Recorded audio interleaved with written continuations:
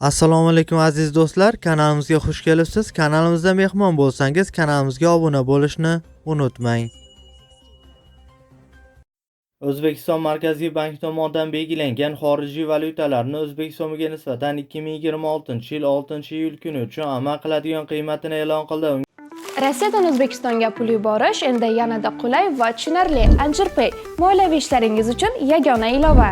Rossiyadagi bank kartalaridan Humo, Uzkart va Visa kartalariga pul o'tkazmalari, shuningdek naqd pul yuborish xizmati ham mavjud.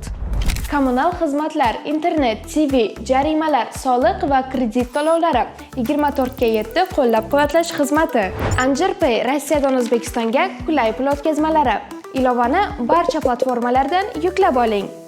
Unga ko'ra dollarning rasmiy kursi 64 so'mga ko'tarilib, 1 AQSh dollari 11973 so'm tashkil etdi. Bundan ko'rinadiki, 100 AQSh dollari 1,197,390 so'mga teng bo'ldi. Yevro kursi esa 111 so'mga ko'tarilib, 1 yevro 13700 so'm tashkil etdi. Bundan ko'rinadiki, 100 yevro 1,370,054 so'mga teng bo'ldi. Rossiya rubl kursi esa 2 so'mga ko'tarilib, 1 Rossiya rubli 154 so'm tashkil etdi. Bundan ko'rinadiki, 1000 Rossiya rubli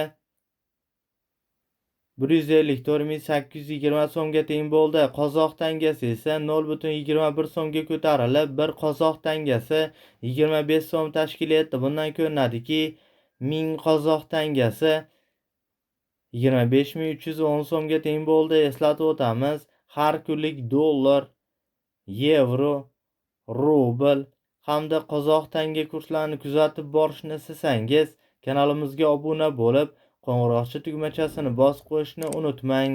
E'tiboringiz uchun alohida kattakon rahmat aytib qolamiz.